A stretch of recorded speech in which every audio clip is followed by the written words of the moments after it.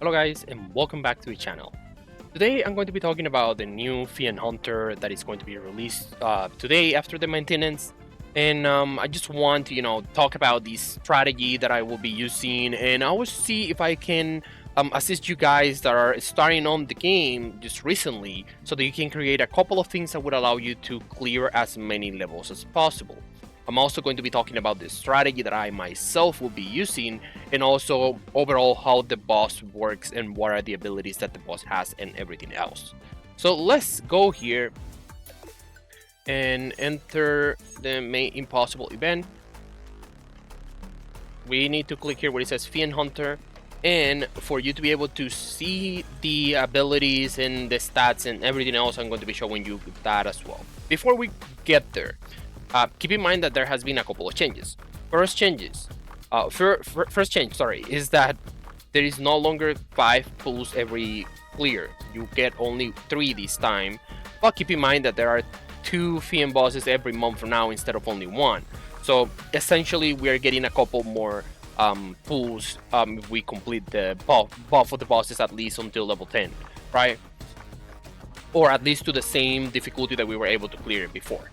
And we are also getting the event tickets as well, which is insane because there are so many good items right now in the store, and I was worried that I was not going to be able to get enough tickets to buy everything. But now, if I'm able to actually clear at least 9 or 10 difficulties of the boss, I should be able to get enough tickets to buy everything that is important and that I want to get. So as you can see here, you get more tickets the more difficulties that you're clearing, and even after level 10 you are still getting more tickets, which is really good because I was saying before that people that is spending money into the game, they need a reason to do so, and that they are able to get at some extra freebies that are probably outside of the range of other people. That's good. It's great if they are able to get these things and get additional rewards in the event. For me, that's perfectly fine because they deserve it. I mean, they are putting money into the game. So now let's go with the way in which the battle is going to be working. Just remember, guys, knock back and silence is not going to be working here. So you cannot silence the boss, you cannot knock back the boss. So forget about that. The attacks of the boss cannot be evaded as well, so forget about that. Any tank that you have that uses evade would not work. Also, any tank that you have that uses provoke, it would not work. So forget about all of that, guys. At the start of the battle, you're going to have 12 SP and you're going to be recovering 2 every turn. So it is very important that you are managing your SP the right way. Either or, bring a character that provides you additional SP, or just go with characters that allow you to somehow attack and recover SP. There is a few, I think like only 2 that I can think of right now, like a battery, like a battery. There are many batteries. I'm sorry, there is many batteries. It just all depends, right? It depends on how are you going to be focusing your attacks. But in any case, right, that's the general strategy of the battle, right? So let's go with the abilities and the stats. So the boss has defense. So if you have any character that allows you to defend Strat, that would be great because it would allow you to deal more damage, right? Especially because you are attacking with physical damage here. Guys, let me tell you, this is a wind element boss. So wind element boss. So since it is wind, there is no magical units that are strong versus wind. So you would really need to come here with physical damage. So that's the reason why you need to think about a unit that would allow you to defend Shred. I will be talking about that when I'm in the team section. Sorry. So let's get here. So this is a fixed attack that is going to be attacking on the middle of the map, and it is indicating that there are going to be a couple of spaces that are going to be free. Probably the 3 spaces that are in the bottom line. Those spaces are going to be free and you would be able to survive the damage. It deals physical damage, so again, since the boss is dealing physical damage, make sure that you are bringing characters with 90% defense. all of the characters that are not going to be, sorry, that are going to be situated inside the area of attack of the boss should be coming here with physical resistance. Sorry, with defense, 90% defense. And preferably if they are fire damage, fire type, that would be better because they have a reduction in damage as well. Also, just remember guys that water would not deal as much damage here, so if you have a water damage dealer, forget about it because it would not work as good and it would die way faster as well. And then we have this other attack that again is going to have a couple of spaces that are going to be available as well. If I'm not mistaken, probably the one that is in the top right, top left, and bottom right and bottom left are going to be the spaces that are going to be available. Most of the times we really cannot determine exactly where the abilities are going to be attacking just by looking this. I'm just, you know, trying to figure it out because sometimes they just suddenly attack to one side and then there is more space available. It all depends on how the specific ability is actually designed. They should be doing this so that whatever is showing here in the representation for the attack is actually what is going to be covering in the battlefield. For some reason they are not able to do that. I don't know why, but let me not rant. Okay, so this, what it does is it is going to be increasing the target's incoming damage by 500% for 10 turns. That's insane. Wow. Okay, so it says here, regardless of the target, the place target, a range attack is performed based on the third center square. Yeah, so I guess they are trying to explain us this here, but I'm too dumb to do the calculation right now. Third center squares is going to be, there are 4 squares, so it's going to be the one that is in the bottom, so there should be a space on the top. Yeah, 2 spaces or 1 space on the top? Yeah, 1 space on the top. It's going to be 3 lines that are going to be available, so 2 characters have to receive the damage from this attack. Preferably, I would put your DPSers here to receive this first damage, and then make sure that on the subsequent attacks, you move your DPSers outside of the area of the next attacks. Make sure that you're not putting any of your tanks inside of the area of effect of this, because an increase of 500% incoming damage would kill you right away. So then this one attacks 5 times. And it is also, regardless of target, range attack is performed based on the second square to the right of the player. It's going to be second square to the right. Wait, the camera isn't better, so it's going to be to the right here, to the right of the player. So yeah, it's definitely going to be enough space for you to have your DPSers outside of the area of effect. Problem here is that it silences, so make sure that if you're going to be using an ability with a tank or a support, make sure that you don't have your support inside the area of that attack. And then this one pretty much attacks everyone for what I can see here, and it deals pure physical damage, which is true damage that ignores defense. Wait, what the hell is this? But at least it's only 6,000, right? So you should definitely be able to survive if you have a shield.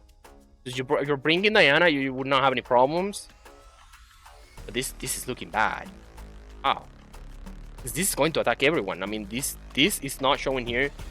Yeah, there's 3 squares that are occupied, and it's all the way up until the top. So she's going to be attacking everyone. I'm hoping that this is one of those skills that is, you know, aimed to one side so that you are able to have a couple of characters to survive, or at least the characters that don't have as much HP. Because pure physical damage would ignore every type of defense, and it would still break as well. Okay, so and then this is the last one, right, that is going to be killing everyone. Then we have some condition skills as well. So if you have this specific part of the boss on continuous damage, then it attacks. So make sure that you are not attacking this area, this specific attack with continuous damage, because if not, you're going to be crying. And then this one, oh, this is in the middle. Activity is good if the chain is stacked to 10 or more times in this area. Wow. It's 1 time per team battle. Per team in your battle. You have the 3 teams, it's going to be attacking 3 times. Any defense threats. What does this does? Your incoming damage increases by 100% for 2 turns, decreases the defense. Oh, it decreases the defense. Oh, so you need to do the chain damage so that it activates that. Okay, I got it. And what is this? Increases the incoming damage increases by 400% for 1 turn, attacks 7 times. Okay, no, this one attacks. So this one is the bad one. This is the good one. So you definitely want to activate this one. Okay, I'm rambling a lot. It's already 10 minutes into the video and I still need to discuss the strategies for the teams and all of that. So let's get into it. So let's go here with team formation, and as you can see, now you would have the option to create 3 teams. So let's start with a team that you can use as a free to play to clear this. Of course, you can go with Liatris. And you should actually have Liatris, and if you're a new player and you don't know you should pull for Liatris, pull for Liatris. Liatris is an insane character that you're always going to be using. To this day, and I have been playing since the beginning of the game, to this day I'm still using Liatris every day. So go for it. And so we need more damage. We probably can use Wiggle here.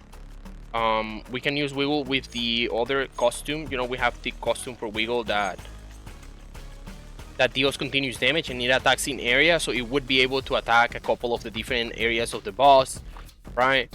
So this is going to be good. And what else can we do here?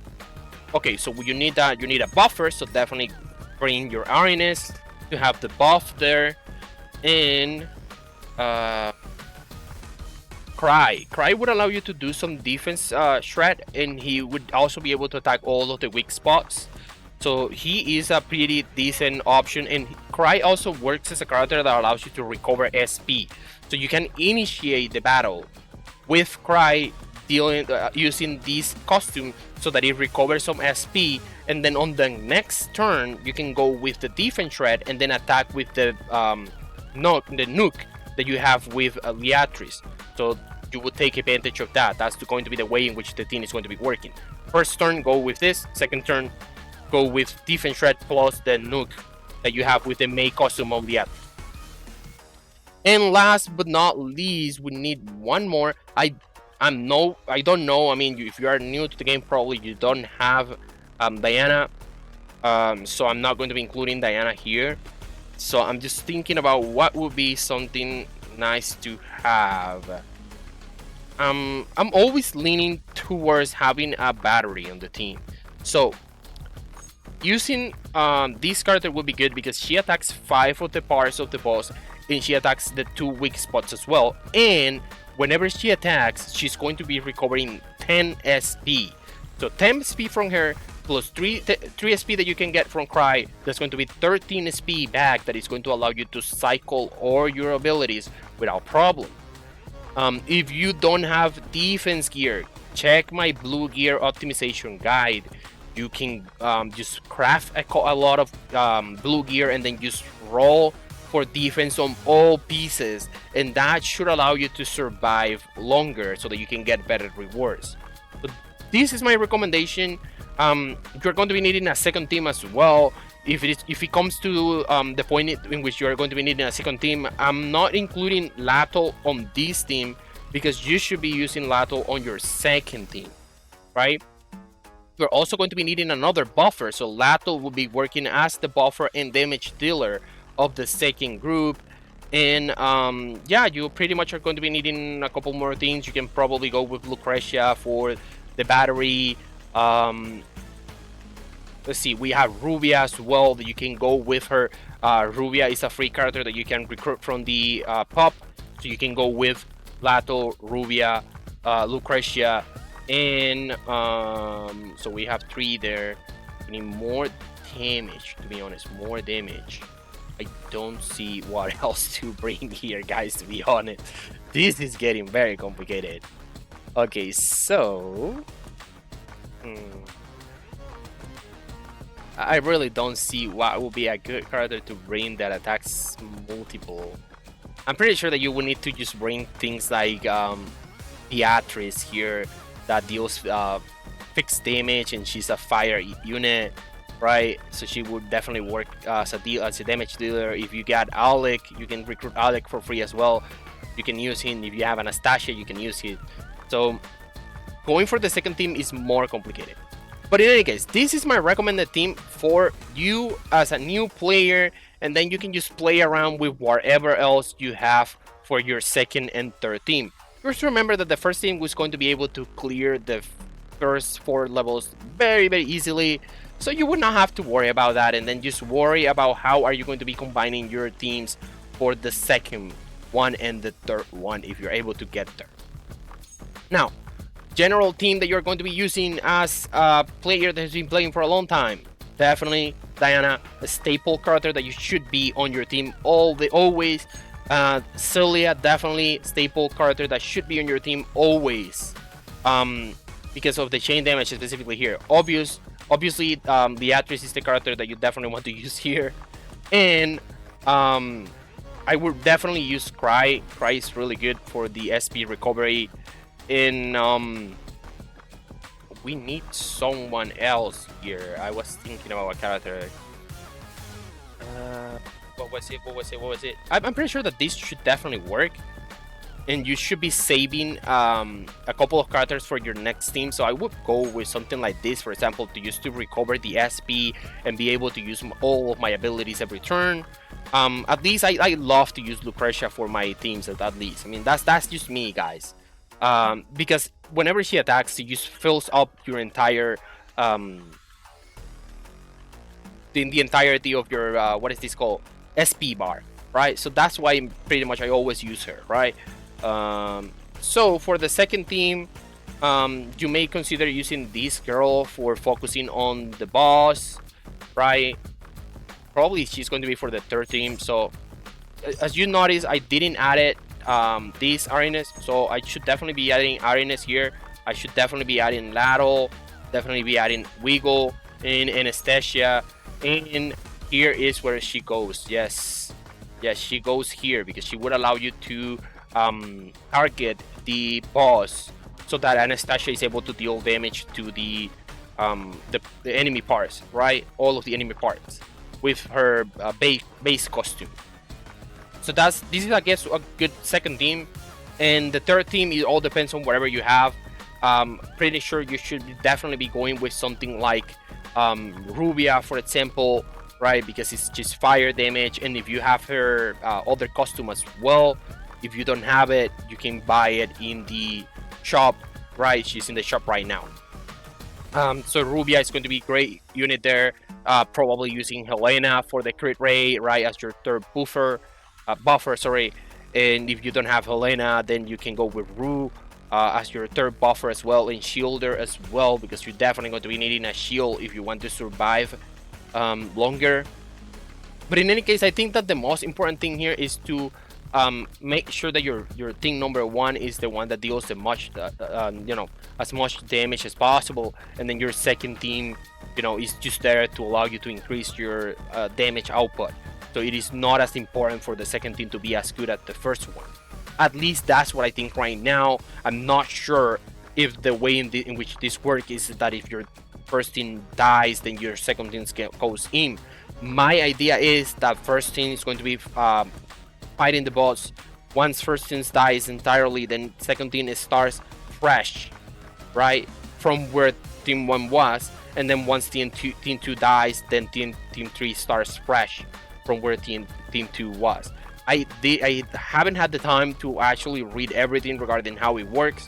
So if you guys know exactly how it works and want to correct me here, please do so in the chat. I will make sure to pin your comment so that everyone can see if I made a mistake there. If you have recommendations for a team that's better than whatever I have recommended here, please make sure to also comment that recommendation. It is going to be great if we all can help each other so that we can get as many tickets and event tickets as well as we can, because the event rewards are insane. So guys, thank you so much for being here. I'm sorry it took me longer than I was expecting, but I hope that I was being helpful a little bit with the way in which I explain it, my strategies, and how the boss works. Thank you so much for being here, and see you in the next one. Peace.